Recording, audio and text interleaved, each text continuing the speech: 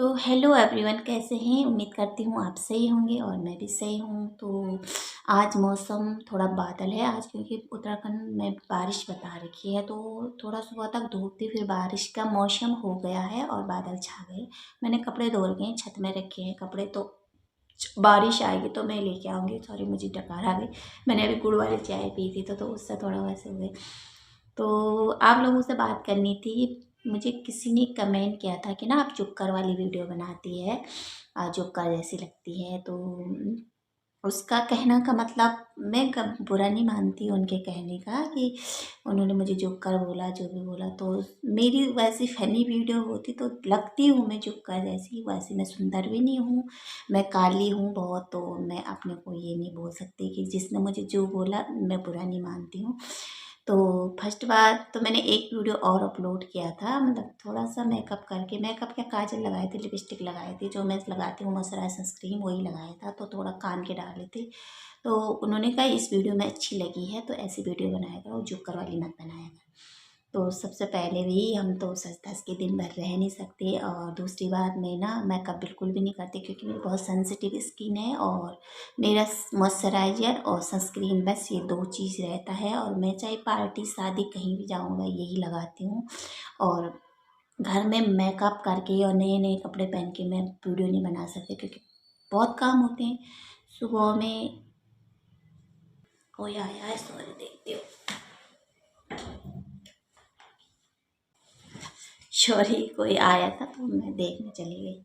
तो शाम में पहले बेटे का वो होता है नाश्ता, बेटे को नाश्ता करा के स्कूल भेजना। हमारा सबका अलग अलग खाने का वो है। तो उतनी बार मुझे किचन में जाना पड़ता है, उतनी बार मुझे खाना बनाना पड़ता है, उतनी बार मुझे बर्तन धोने पड़ते हैं। जैसे मेरे बेटे के बाद फिर मेरा और मेरे हस्बैंड का नाश्ता होता है, फिर 11:30 बजे पापा का होता है, फिर तो 1 डेढ़ बजे हमारा खाना होता है, फिर 3 बजे मेरे बच्चे का खाना होता है, फिर 5 बजे चाय चूय ऐसे पकौड़ी बन जाती है, कभी कुछ बन जाता है। फिर उसमें मुझे 25 बार किचन में जाना पड़ता है, 25 बार नाश्ता बनाना पड़ता है, खाना बनाना पड़ता है, बर्तन धोने पड़ते हैं, सफाई। तो मैं दिन भर नए कपड़े और मेकअप में रह नहीं सकती। उसके बाद बच्चे को भी टाइम देना पड़ता है, पढ़ाना पड़ता है। 1 डेढ़ घंटा में उसको पढ़ाती हूँ, 4 से 5:30 बजे तक। और रात को उसके पापा बना पढ़ाते 1 घंटा। तो हर किसी को टाइम देना पड़ता है। ये नहीं मैं मेकअप करके सज धज के मैं वीडियो ही बनाती रहूँगी, और कभी कभार तो चलता है, रोज नहीं। तो भाई ये तो नहीं है। और मैं ऐसी ही रहती हूँ, मैं जैसे कपड़ों में रहती हूँ, सो के उठती हूँ ऐसी वीडियो बना देती हूँ। और लोगों को मेरी वीडियो पसंद भी आती है, जो मेरे फॉलोवर्स हैं उनको पसंद आती है, और जो मेरे वो हैं वो उनको आती है पसंद। और आप किसी को नहीं आए तो इसमें मैं क्या कर सकती हूँ बस। और कुछ रीज़न और भी है मेरे सज संवारने का। नहीं हर कोई चाहता है सज संवर के रहना, पर मेरे साथ बहुत कुछ हुआ है जिससे मैं ना अंदर ही अंदर घुटती रहती हूँ। और मुझे ना मेकअप करने का तब बिल्कुल भी मन नहीं करता, ना नए कपड़े पहनने का। क्योंकि मेरे साथ जो घटना हुई है वो शायद बहुत कम लोगों के साथ घटती है, घटती तो है पर इतना नहीं घटती है। मेरी हर चीज़ पे वार किया गया है, चाहे मेरी इज्जत को लेके, चाहे मेरे संस्कारों को लेके, चाहे जो भी है करा है किसी ने। और इससे मेरा दिल हट भी हो गया है। और मेरे हस्बैंड को भी बिल्कुल मेकअप करने का वो नहीं है कि ये तू मेकअप कर, क्योंकि मैं ज़रा भी लिपस्टिक लगा दूँ ना तो वो बोलते हैं छी छी छी, ज़्यादा लगा दे, हटा दे इसको। तो यही रीज़न है मैं मेकअप नहीं करती हूँ। कुछ मेरे अपने दुख भी हैं जो मैं नहीं करती हूँ। और क्योंकि शादी के बाद मुझे इतना दुख मिला है, क्योंकि शादी से पहले हर इंसान लड़की के ख्वाब होते हैं कि मुझे ऐसा ससुराल मिले, ऐसा पति मिले। मतलब जो शादी से पहले नहीं कर सकते लड़कियां, जैसे घूमना फिरना होता है, क्योंकि हमारे गांव में होता है ऐसे। क्योंकि जब हमारी शादी हुई थी, मेरी शादी 2012 में हुई थी, तब इतना वो नहीं था, फ़ोन भी थोड़ा वैसे ही था, नॉर्मल फ़ोन था। और आज के ज़माने में तो हर लड़की ही अपना मतलब जीवन साथी खुद फेसबुक इंस्टा कहीं से भी पसंद कर ले। अब तो वही ज़माना आ रहा, तो हमारे ज़माने में नहीं था। हम किसी के साथ बोल भी लेते थे तो बाहर के दूसरा आदमी ही बोल देता, ये भी उसकी लड़की तो उससे बात कर रही थी, उसकी अल्लड़ा की बहन तो उससे बात करती, घर में पहले खबर पहुंच जाती थी। इसलिए हमारा थोड़ा वैसा माहौल था। बाहर भी नहीं जा सकते थे हम घूमने फिरना, क्योंकि है गांव का माहौल होता है ऐसे। और मैंने यही सोचा था जब मेरी शादी होगी तो मैं मतलब घूमूंगी फिरूंगी, मतलब हर चीज़ करूंगी। तो शादी के बाद मेरे जो सपने थे वो चकनाचूर हो गए हैं, क्योंकि मैं इस घर से ना बाहर नहीं जा सकती। मायके भी मैं जून में जाती हूँ, और वो भी 2 साल के बाद। इस बार गई थी मैं जून में पिछली बार, और वो भी 4 दिन रही थी बस। कौन नहीं चाहता अपने मम्मी पापा के पास जाना, क्योंकि उन्होंने हमें जन्म दिया है। उनके साथ भी हमने 20 21 22 साल जितने उतने गुजारे हैं।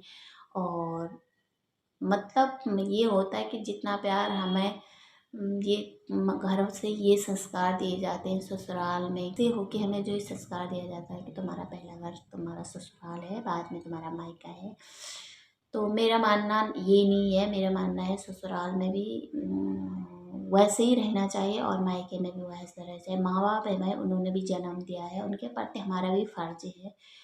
पर मैं चाह के भी ना अपने माँ बापों के लिए कुछ नहीं कर सकती हूँ, और सिर्फ ये है कि फ़ोन पे बात हो जाती है 2 3 मिनट, बस इसी में खुश हैं। और मुझे अपने हस्बैंड की तरफ से कोई दिक्कत नहीं है, कोई तकलीफ़ नहीं है। और कुछ मतलब कुछ फाइनेंस तकलीफ़ तो है, मतलब जैसे घर चलाना क्या होगा क्या नहीं, वो मैं तुम्हें बाद में बताऊंगी, ये तो है। मगर जो प्यार और इज्जत है उसमें मुझे कोई भी तकलीफ़ नहीं है। अपने हस्बैंड से बहुत प्यार करते हैं मुझसे, और इज्जत भी बहुत करते हैं। पहले कुछ साल मतलब 8 9 साल तो उतना नहीं था, जो अपने घर वालों से ज़्यादा अटैच थे। जो बोलते थे वो करते थे, मेरे लिए कभी उन्होंने मुंह नहीं खोला अपने घर वालों से।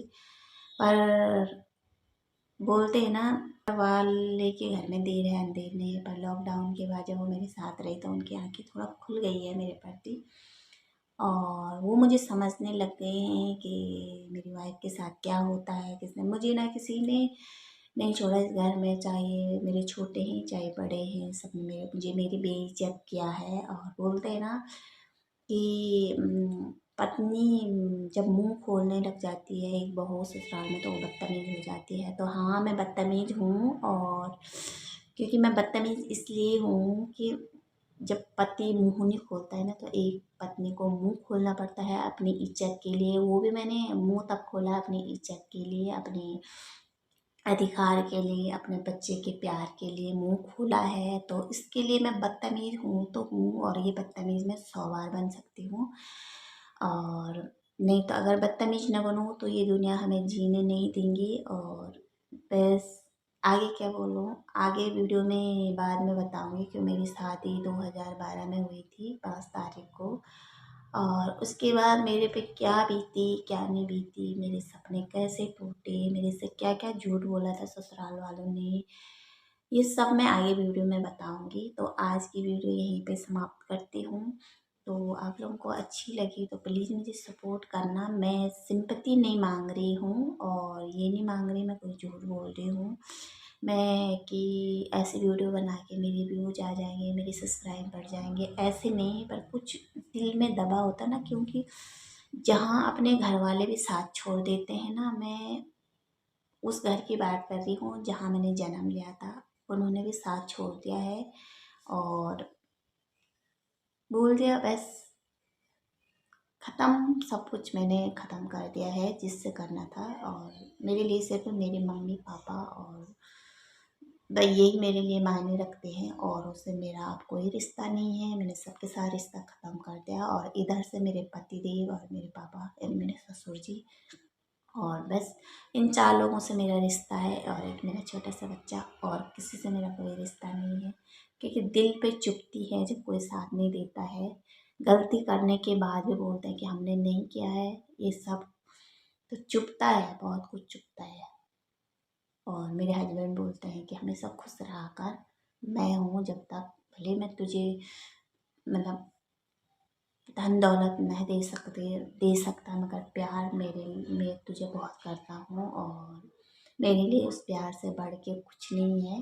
और जो झूठ बोला है ससुराल वालों ने शादी से पहले, वो मैंने, अगर मेरे को जब शादी के 1 महीने बाद सब पता चल गया था कि क्या झूठ बोला था मेरे ससुराल वालों ने, और मेरे संस्कारों पे भी बात किया गया। अगर मैं संस्कार की बात गिनाऊँ ना, तो तुम्हारे घर में जो तुम लोगों ने और उनको संस्कार दे रहे कि ना शादी से पहले क्या किया था किसी ने, और एक बहन बना के बीवी बना दिया उसको।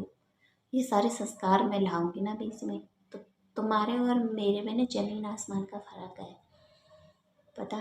पर मैं हूँ ना, मेरे ससुर जी भी यही बोलते हैं कि तू चुप रह, और मतलब तू सोच मत इनकी फालतू बातों पे। और मेरे हस्बैंड भी यही बोलते हैं कि मैं तुझे बहुत प्यार करता हूँ और हमेशा करता रहूँगा, और अब मैं किसी की नहीं सुनूँगा, क्योंकि जो जैसे करेंगे वैसे भरेंगे। जिसके जो कर्म होंगे उसके कर्म फूट फूट के निकलेंगे, बस। तो आज के अब मैं यहीं पे समाप्त करती हूँ। आगे फिर होगी बात, हमेशा मैं बीच बीच में बात करती रहूँगी अपनी शादी से, मतलब 2012 से 2024 तक की बात करती रहूँगी, क्या हुआ था इस बीच में, किसने क्या किया था मेरे साथ। बस अभी के लिए इतना।